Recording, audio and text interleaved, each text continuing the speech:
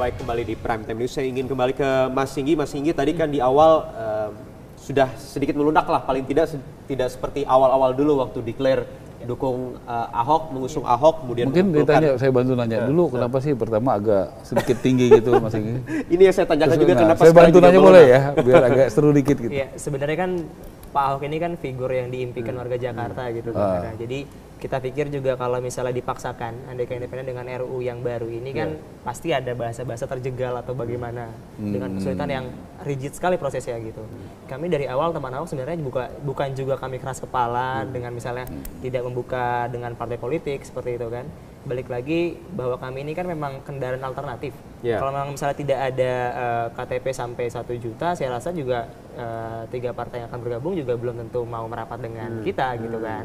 Jadi ini juga bukan dibilang sebagai bargain politik, bargainnya Bapak buat nego ke partai politik, tidak sama sekali gitu kan. Kami atau jangan-jangan ini Pak Ahok yang minta teman-teman Ahok untuk sedikit melunak? Tidak sama sekali sebenarnya. Kami berpikir kesadaran sendiri lah ya. Kami berpikir bahwa kami juga menerima masukan dari teman-teman di bawah gitu kan, menerima masukan dari teman-teman di bawah bahwa memang mereka juga tidak selalu setuju bahwa akan tetap independen seperti itu kan, bahasa-bahasa seperti itu kan. Tapi kami masih optimistis sekali gitu kan, seminggu ke depan bahwa kita akan menagih janji Bapak, mudah-mudahan Bapak akan tetap istiqomah maju laju independen seperti itu sih. Tapi kenapa katanya di teman Ahok sendiri kabarnya ada grup WhatsApp Messenger yang bersuara keras siap memboikot Ahok jika nanti masuk ke maju melalui jalur partai politik, tidak ada perseorangan? Tidak ada. Benar nggak itu? Tidak ada sama sekali. Kan saya klarifikasi bahwa memang tidak ada perpecahan sama sekali di internal kami di teman Ahok sendiri, terus juga di grup-grup relawan yang lain gitu kan. Artinya kan teman Ahok bukan cuma saya dan teman-teman saya pendiri berempat yang lainnya gitu kan, tapi soal bagaimana masyarakat gitu kan. Wajar kalau misalnya memang ada beberapa masyarakat yang memang tidak suka gitu kan, tidak suka Bapak maju jalur partai politik gitu kan. Tapi kan itu balik lagi soal hak masing-masing masyarakat gitu kan. Tapi dari awal kami mendukung Bapak. Memang tadinya awalnya independen seperti itu, tapi memang kalau nantinya kami sudah mendapatkan 1 juta, kami serahkan semuanya ke Bapak seperti itu sih Mas. Sebelum saya tanyakan ke Mas Nusron, jadi kemarin apa yang dibicarakan? Yang dibicarakan soal bagaimana simulasi sih. Simulasi kalau andaikan independen itu akan seperti apa dengan RUU yang baru, yang agak sulit. Terus juga pastinya Pak Nusron bilang bahwa mudah-mudahan Partai Golkar akan mendukung teman Ahok. Oke. Terus apalagi? Adakah juga katanya ada strategi-strategi yang dibahas? Apakah ada salah satunya strategi seandainya nanti Pak Ahok batal bersama-sama teman Ahok? Sampai sekarang dengan Pak Nusron kemarin masih memikirkan soal simulasi. Kalau nanti dikasih waktu sama Pak Nusron 2 minggu ke depan ya Pak, 2 minggu ke depan untuk memikirkan bagaimana 2 minggu ke depan? Pertengahan Juli untuk memikirkan bagaimana kalau teman-teman yakin dengan independen maju, kalau teman-teman tidak yakin ya kami ada parpol seperti itu. Kami ada. Golkar ada, begitu maksudnya? Insya Allah. Sudah firm? Pasti? Di politik tidak ada yang pasti. Tapi bahwa tren kecenderungan menuju ke sana ada. Tren menuju ke sana ya? Menuju ke sana ada. Kalau saya katakan pasti, saya mendahului kehendak. Kalau saya katakan sudah pasti itu, seperti tadi sampaikan oleh Saudara Singgi, sudah ada hitam di atas putih. Tanda tangan rekomendasi. Ditandatangani oleh Ketua Umum, sama ditandatangani Sekjen, kemudian ditandatangani oleh Ketua DPD Golkar Jakarta, sama ditandatangani oleh Sekretaris DPD Golkar Jakarta, diantar ke KPU. Selesai urusan, itulah yang disebut dengan hitam di atas putih, itulah namanya kepastian politik.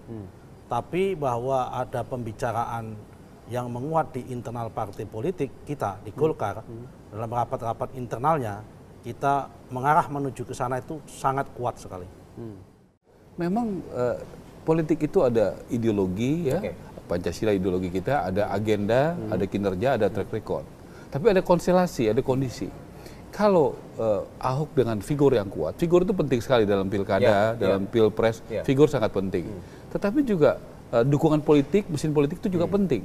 Nah, PD Perjuangan adalah partai pemenang di Jakarta. Kalau ini bersatu, Pak Ahok, kemudian juga PD Perjuangan dibantu dengan teman-teman Ahok, ini menjadi satu kesatuan yang luar biasa.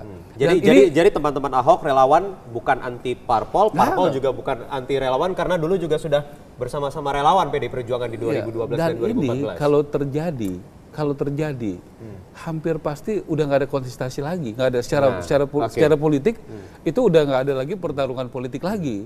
Karena ini sudah sangat kuat sekali, apalagi kalau partainya Mas Nusron juga dukung, yang lain-lain dukung ya, Nasdem sudah dukung. Jadi kasih alternatif lain lagi supaya tetap kontestasi tetap terjaga. Kita bukan soal itu. Kalau ada yang terbaik, terbagus buat Jakarta, kita berusaha objektif dong.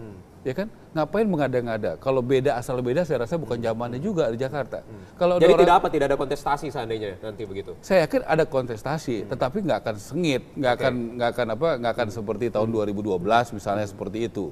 Kan? Kalau tadi ya Pak Ahok figur yang kuat didukung bersama dengan PDI Perjuangan ya, saling menghargai, ada teman Ahok, ada yang lain-lain, kan begitu. Ke Mas Singgi dulu, saya ingat analogi Pak Ahok waktu teman Ahok datang pertama kali menemui dan menjanjikan bisa mengumpulkan 1 juta KTP. Ini mengibaratkan naik bus kota sempit-sempitan, berkeringat bersama. Kemudian seiring berjalan ini sepertinya udah mulai goyang, memilih mobil mewah. Sebenarnya bagaimana Pak Ahok? Ya, sampai sekarang terakhir kita ketemu sama Bapak waktu acara teman Ahok Fair kemarin, beberapa minggu yang lalu Bapak masih optimis untuk maju lewat jalur perseorangan atau independen. Tapi semakin kesini sudah mulai ada nampak-nampaknya godaan-godaan seperti itu. Jadi kami dari teman Ahok sebenarnya dari awal kami menyediakan kendaraan alternatif sebenarnya. Menyediakan kendaraan alternatif untuk Bapak maju lewat jalur independen, andaikan tidak diusung oleh partai politik. Itu kan kekhawatiran yang teman-teman rasakan sih. Ketika Bapak nggak punya partai, terus harus kemana, tapi dia mau maju lagi di pilkada gitu kan. Makanya kita mikir buat bikin teman Ahok untuk majuin Bapak lewat jalur independen. Jadi beberapa pekan lalu masih optimis, apakah sekarang masih tetap optimis atau? Masih, karena sampai sekarang belum ada komunikasi dengan Bapak. Terakhir masih di acara yang lalu, Bapak bilang masih tetap akan maju lewat jalur independen. Tapi kami masih nunggu kabar baik dan rencananya kan KTP 1 juta itu akan di minggu-minggu ini. Berapa sekarang update per hari ini? 976.000. 976.000 targetnya 1 juta. dalam minggu ini 1 juta. Minggu ini tugas kami yang pertama menagih janji Bapak sih. Menagih janji Bapak itu yang paling penting buat kami. Menagih janji kalau untuk maju lewat jalur independen. Seandainya janjinya tidak ditepati, ya kami menyerahkan semuanya ke Bapak, kami kan balik lagi tadi, kami soal menyediakan kendaraan saja, tapi kan alternatif tadi katanya, kalau alternatif kan sebenarnya boleh dipilih, boleh tidak, gitu kan? Ya. Jadi kami siap kami memang terbuka sekali, andaikan Bapak milih lewat jalur partai politik, tapi yang pasti harus jelas dulu antara kalau kami sudah punya 1 juta, artinya partai politik sudah harus ada perjanjian hitam di atas putihnya, minimal surat rekomendasi. Surat rekomendasi supaya Bapak bisa maju, bagaimana caranya selain lewat jalur independen, kayak gitu. Artinya sebenarnya apapun putusan dari Pak Ahok sendiri, siap dukung terus? Iya, kami dari teman Ahok siap mendukung, asalkan Bapak tetap maju dalam Pilkada DKI 2017. Oke, baik, kita lanjutkan perbincangan tadi. Kemungkinan mungkin arahnya sudah mulai agak sedikit jelas, tapi mungkin masih ada soal waktu karena PDI Perjuangan juga masih berproses di internal partai politiknya, masih ada penjaringan. Kemudian di Partai Golkar juga masih. Kapan Mas Nusron akan ditegaskan nanti dukung atau tidak? Secepatnya. Kita memulai proses tanggal 19. 19 itu apa? Proses apa? Itu ada proses penjaringan dari tingkat kota dan tingkat provinsi. Nah, tentunya dari proses itu di tingkat kota sama provinsi itu mengusulkan calon gubernur atau wali kota minimal 3 maksimal 5. Ini 19 sebenarnya sekaligus untuk persiapan nanti di pilkada di seluruh wilayah. Oh, enggak, khusus Jakarta. Khusus Jakarta tanggal 19. Okay. Setelah itu seminggu kemudian kita akan rapatkan di dalam proses komite atau disebut dengan tim pilkada pusat. Di mana langsung akan dipimpin oleh Ketua Umum DPP Partai Golkar yaitu Pak Setia Novanto, yang kebetulan saya juga salah satu anggota dalam penentuan itu. Oke, dari sekian nama termasuk salah satu Ahok, boleh tahu ada nama-nama lain mungkin yang masuk nanti dalam penjaringan? Ya ada Pak Jarod juga ada, kemudian ada Pak Tantowi Yahya juga ada, dari kader Golkar sendiri juga ada gitu. Artinya kita terbuka, apalagi kalau mendukung Pak Ahok ini kan bagi kita bukan asing. Pertama karena Ahok itu apapun yang terjadi pernah menjadi anggota DPR fraksi Partai Golkar. Kemudian kita wakafkan untuk Jakarta. Dan alhamdulillah berhasil memimpin di Jakarta. Adalah elok sekali dan kemudian pantas dan wajar kalau kemudian Golkar mengusung Pak Ahok untuk menjadi gubernur Jakarta ke depan. Lepas dari itu, saya pertama begini ya. Kinerja yang dilakukan oleh teman-teman Ahok ini sudah berhasil. Berhasil dalam hal untuk memberikan introspeksi kepada partai politik. supaya partai politik itu menghargai karakter figur yang kuat dan figur yang bersih, figur yang bisa membawa masyarakat itu jauh ke depan. Kenapa sih teman-teman Ahok kok ngumpulin tanda tangan? Itu kan awalnya bentuk ketidakpercayaan terhadap partai politik. Jangan sampai Pak Ahok yang diyakini sebagai figur yang telah membawa Jakarta menjadi kehidupan lebih baik ini akan disandra oleh partai politik. Karena itu bahasanya Singgih tadi memberikan kendaraan alternatif. Karena udah sampai 1 juta, probability-nya untuk mengusung Pak Ahok ini menjadi kuat, maka tentunya partai politik yang mengusung Ahok tentunya dengan syarat. Syaratnya pertama harus pro-reformasi.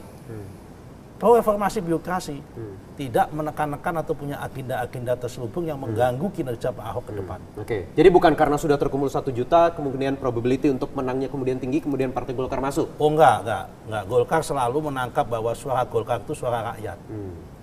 Tagline-nya kan suara Golkar, suara rakyat. Artinya apa? Kita harus merespon kehendak publik. Sudah saatnya hari ini, partai itu tidak boleh memaksakan kehendak elit kepada rakyat. Tapi sudah saatnya ini adalah partai politik menangkap keinginan rakyat, keinginan publik. Saya yakin dan meyakini bahwa mayoritas warga Jakarta ini, apalagi dengan disimbolisasi oleh warga Jakarta berbondong-bondong mengumpulkan tanda tangan, itu menghendaki Pak Ahok lagi. Kita sebagai partai politik harus menangkap aspirasi itu. Apalagi ini di bulan Ramadan. Hati nurani harus kita walaupun pakai. tetap ini mendukungnya, bukan mengusung ya? Suara rakyat. Mau mendukung, mau mengusung sama saja. Okay. Yang penting bagaimana Ahok bisa menjadi gubernur, Ahok bisa membawa Jakarta menjadi lebih baik. Ahok membawa masyarakat Jakarta lebih sejahtera, Ahok membawa masyarakat Jakarta lebih tertib. Soal mau perorangan, mau lewat partai politik, kita serahkan kepada keyakinan Pak Ahok. Mana yang Ahok lebih yakin, mana yang Pak Ahok lebih bisa safe untuk bisa maju ke depan, tidak terbebani, tapi dengan catatan. Kalau dengan perorangan pun tidak boleh terjegal. Jangan sampai misi membawa perubahan di Jakarta ini hanya karena perorangan dengan serentetan persyaratan yang panjang, kemudian niatnya menjadi pupus terjegal. Nah, itu kita tidak rela. Dan dukungnya juga tanpa syarat ya, karena sudah ada Hanura dulu dan juga Nasdem yang sudah declare dukung jauh-jauh hari bersama teman Ahok. Syaratnya hanya satu. Apa syaratnya? Kita meyakinkan syaratnya satu, kita minta jaminan bahwa Pak Ahok ke depan lebih makmur. Pak membawa Jakarta lebih makmur, membawa Jakarta lebih baik. Yang lain-lain kita syaratnya apa? Karena Golkar bekerja bukan untuk individu. Golkar bekerja untuk kepentingan rakyat, untuk kepentingan masyarakat, terutama masyarakat Jakarta. Ada syarat lain khusus mungkin juga nanti untuk partai politik yang mungkin mencoba juga mendekati Pak Ahok? Ya itu kalau kita meminta kepada Pak Ahok, siapapun yang mendukung Ahok tidak boleh punya syarat-syarat khusus. Tidak boleh ada syarat-syarat khusus. Yang ada syaratnya satu, kita bawa Jakarta lebih baik. Kenapa? Karena Jakarta adalah epicentrum daripada Indonesia. Oke, kalau syaratnya seperti PD Perjuangan yang harus lewat mekanisme partai, bagaimana Pak Ahok begitu? Ya itu urusan Pak Ahok, boleh-boleh saja. Boleh-boleh saja. Boleh-boleh saja urusan Pak Ahok dan urusan teman-teman daripada PDIP partai politik. Tapi dalam konteks hari ini kita lebih mengedepankan tujuan daripada cara. Tujuan kita ini apa sih berpolitik? Memakmurkan rakyat, mensejahterakan rakyat. Cuma dalam kerja politik ini juga harus disadari ada 3 tahap. Tahap pertama adalah kita tahap pencalonan, sukses di pencalonan. Bagaimana Ahok tidak dijegal. Oke, jadi kalau bisa jangan tanpa syarat, jangan pakai banyak-banyak syarat begitu ya. Yang kedua adalah sukses kemenangan. Mungkin teman Ahok dengan perorangan bisa memenangkan. Tapi yang kedua adalah sukses kepemimpinan. Pak Ahok sukses memimpin 5 tahun mendatang, tidak mungkin tidak bisa lepas dengan partai politik. Regulasi harus didukung oleh partai politik. Dalam perjumpaan saya dengan teman-teman Ahok, saya tawari, kalau bisa teman-teman Ahok, kalau nanti Ahok jadi gubernur lagi, teman-teman Ahok harus jadi anggota DPR. Supaya bisa mengawal. Begitu juga partai politik jangan terlalu banyak syarat. Kalau nggak ada yang mau mencalonkan, saya calonkan dari Golkar nanti. Untuk mengawal Ahok ke depan. Jadi jangan terlalu banyak syarat, Bang Ara misalnya untuk mendukung atau mengusung Basuki Cahayapurnama? Saya rasa begini ya, syarat itu dalam suatu sistem itu dasarnya dan tujuannya apa ya. Kita ada syarat mendaftar di DPD, pasti Pak Ahok tidak mendaftar, tapi bisa mendaftar di DPP. Saya pikir Pak Ahok juga adalah orang yang ada dalam sistem, ada aturan, undang-undang. Dia pasti mau membangun Jakarta, dia mau mensejahterakan, memakmurkan Jakarta. Ya, kayak ini Nusron nih kawan saya ini dia suara Golkar, suara rakyat gitu. Tapi waktu Pilpres suara Golkar rupanya agak beda sedikit gitu loh. Jadi agak beda juga Nusron gitu ya. Nah, jadi begitulah Tapi ceritanya. kan sudah dikoreksi sekarang. Iya, tapi artinya sempat agak beda dikit gitu. Jadi pasca rekonsiliasi. kalau sekarang kebetulan sudah begitu gitu. Mudah-mudahan nanti Bung Nusron bisa jaga terus begitu. Jadi saya hanya mau sampaikan bahwa sebagai seorang pejabat publik ada undang-undang, ada konstitusi, ada aturan. Kita mau memperbaiki dari dalam sistem ini. Kita menghargai teman-teman pengamat, politik, intelektual yang menghargai ya dan bagaimana. Kita perbaiki dari dalam sistem ini gitu loh. Nah, salah satunya juga adalah saya setuju sekali, substansi penting. Ya, substansi itu penting. Tapi juga prosedur, mekanisme juga harus kita hargai. Nah, dua-dua gitu kayak Pak Nusron sekarang menjadi kepala badan membantu Pak Jokowi, tentu dia tujuannya bagaimana TKI itu bagus, adil, sejahtera, dilindungi haknya, tapi juga ada aturan-aturan. Saya pikir dua-dua ini harus dilakukan. Nah, karena kita membangun Indonesia ini juga ada benchmarknya, ada aturannya. Saya yakin ya dari diskusi yang ada, perkembangannya makin lama makin baik. Dan kesadaran bersama bahwa sistem itu harus dibangun, meritokrasi harus dibangun ya. Kemudian juga ukuran-ukuran yang terukur, ada perubahan yang bagus buat rakyat Jakarta selama ini menjadi parameter-parameter itu menjadi hal-hal yang mendasar dalam mengambil keputusan. Apa yang salah dengan syarat itu? Ya, mendaftar, wajar orang mau maju mendaftar, kan seperti itu. Sekarang kalau sebuah partai besar yang sudah juga memenangkan pemilu di Jakarta dengan tentu memenangkan pemilu mendapatkan kepercayaan rakyat Jakarta. Kebetulan juga pilihan-pilihannya juga bisa dengan orang yang tepat memang membangun Jakarta kan ketemu. Jadi secara substansi sebenarnya ketemu. Jadi masalahnya tinggal prosedur. Nah, jangan dong prosedur ini menjadi persoalan.